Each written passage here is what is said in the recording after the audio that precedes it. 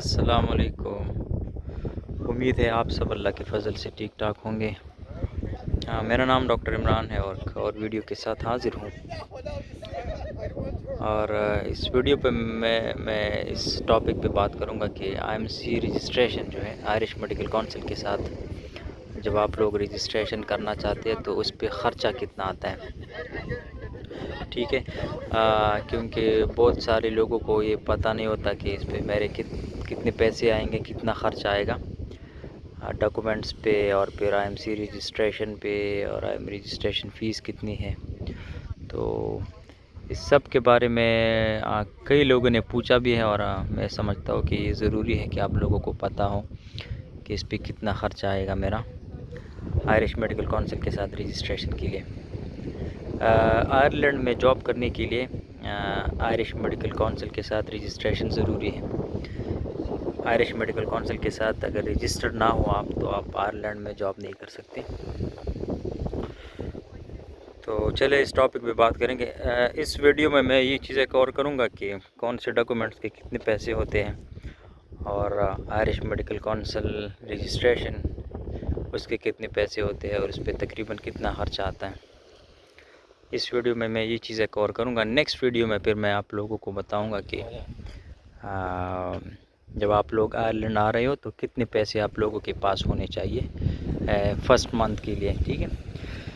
क्योंकि सैलरी अक्सर 2 हफ्ते बाद या फिर मैक्सिमम 1 महीने बाद आपको सैलरी मिलती है आयरलैंड में। तो 1 महीने के लिए आप लोगों के पास कितने पैसे होने चाहिए, ये मैं नेक्स्ट वीडियो में आप लोगों के साथ शेयर करूँगा। लेकिन फ़िलहाल इस वीडियो में इस पे बात करते हैं कि आयरिश मेडिकल काउंसिल के साथ जो डॉक्यूमेंट्स चाहिए उस पे कितना ख़र्च आता है, प्रोसेस पे तकरीबन कितना ख़र्च आता है। तो ये अप्रॉक्सीमेट वैल्यू है, इससे ज़्यादा भी हो सकता है और कम भी हो सकता है, ठीक है। तो जो स्टेप्स है आयरिश मेडिकल काउंसिल के साथ रजिस्ट्रेशन के लिए, उसमें ये है कि उसके लिए OET या फिर आइल्स की ज़रूरत होती है। OET और आइल्स, और फिर डॉक्यूमेंट्स वेरिफिकेशन और PMDCC सर्टिफिकेट बनाना और जॉब सर्टिफिकेट। तो ये बेसिकली 2 रिक्वायरमेंट्स है, बेसिक रिक्वायरमेंट्स है, एक OET आइल्स, और दूसरा जो रिक्वायरमेंट है वो PMDC सर्टिफिकेट है। इसके अलावा गुड स्टैंडिंग सर्टिफिकेट भी उसकी भी ज़रूरत होती है, लेकिन वो प्रोसेस में थोड़ा आगे जाके उसकी ज़रूरत होती है। सबसे पहले आप लोगों के पास मैं ज़रा यहाँ पे बैठ के आप लोगों के साथ शेयर करूँ, आप लोग व्यूज़ भी इंजॉय करें, और मैं आप लोगों के साथ वीडियो में जो डिटेल्स है वो भी बताता हूँ। तो वीडियो आखिर तक देखें, और ताकि आप लोगों को समझ आ जाए। चलो, तो जैसे कि मैंने कहा OET की ज़रूरत होती है। देखो, आप लोगों पे डिपेंड करता है कि आप OET देना चाहते हैं या फिर आइल्स। OET ऐसा है कि वो प्रोफेशनल है, तो उसमें वो इजी होता है पास करना, और आइल्स पास करना ज़रा मुश्किल है। OET में ग्रेड B या जो होता है वो आप लोगों ने लेना होता है सारे मॉड्यूल्स में, ग्रेड B, ठीक है। और आइल्स में 7 ओवरऑल एंड 6.5 इन ईच। उससे कम हो तो उस पर रजिस्ट्रेशन नहीं होती। अब जैसा कि मैंने कहा, OET पास करना आसान है, उसके लिए आप तैयारी करें महीना, 1.5 महीना, 2 महीने, तो उसको पास करना आसान होता है। और जो OET है वो थोड़ा मुश्किल है, उसमें स्पेशली राइटिंग का जो है उसमें लोग पीछे रह जाते हैं, वो पास नहीं कर पाते। लेकिन अब OET है कि एक्सपेंसिव है। OET की जो फ़ीस है, जो पिछली बार मैंने देखा था, वो तकरीबन लाख या उससे थोड़ा ऊपर पाकिस्तानी रुपीज़ में, मेरे ख़्याल में 1,05,10,000 रुपये उसकी फ़ीस थी। अब कितनी होगी अब ये मुझे नहीं पता, लेकिन आप जहन में रखें कि अगर आप OET देना चाहते हैं तो उसका 1 लाख या 1,20,000 तक उसका ख़र्चा आएगा, ठीक है। उसके लिए फिर आप लोग ट्रैवल करेंगे, और जो टेस्ट सेंटर जाएंगे या फिर जो एग्ज़ाम देंगे उसका अलग ख़र्चा है। लेकिन जो बुक करते हैं आप लोग एग्ज़ाम, उसका तकरीबन 1 लाख या 1 लाख से थोड़ा ऊपर, 1,20,000 आप जहन में रखें, ठीक है। ये OET का ख़र्चा हो गया। अगर आप आइल्स देना चाहते हैं तो वो तकरीबन 50,000 तक या उससे ऊपर 60,000 तक उसका ख़र्चा होगा। अब मुझे एग्जैक्ट नहीं पता क्योंकि मैंने बहुत पहले देखा था, तो तकरीबन 45,000 रुपये उसकी फ़ीस थी जो आइल्स है।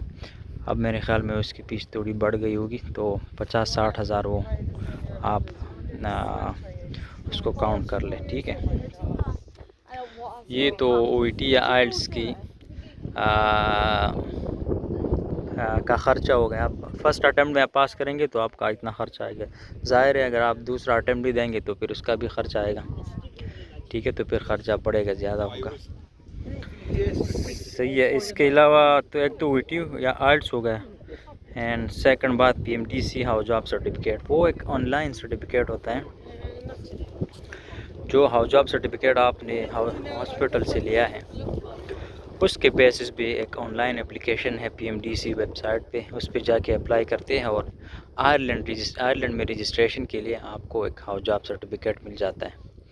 उसमें आपका जो एक्सेप्टेबल रोटेशन होना चाहिए 3 months minimum in general medicine and surgery, और तीन मंथ्स आप पीड, साइकेट्रिक, गायनी, ऑर्थोपेडिक्स वगैरह में कर सकते हैं, ठीक है। तो ये हाउस जॉब सर्टिफिकेट आप लोगों का बनेगा PMDC। तो ये बेसिक रिक्वायरमेंट्स हो। उसका कितना ख़र्चा है ये मुझे नहीं पता, वो तकरीबन 10,000 या उतना ही होगा PMDC सर्टिफिकेट बनाने में। जब मैं बना रहा था उस वक्त इनके तकरीबन 5,000 या उससे थोड़ा ऊपर उसके पैसे थे, उसकी फ़ीस थी।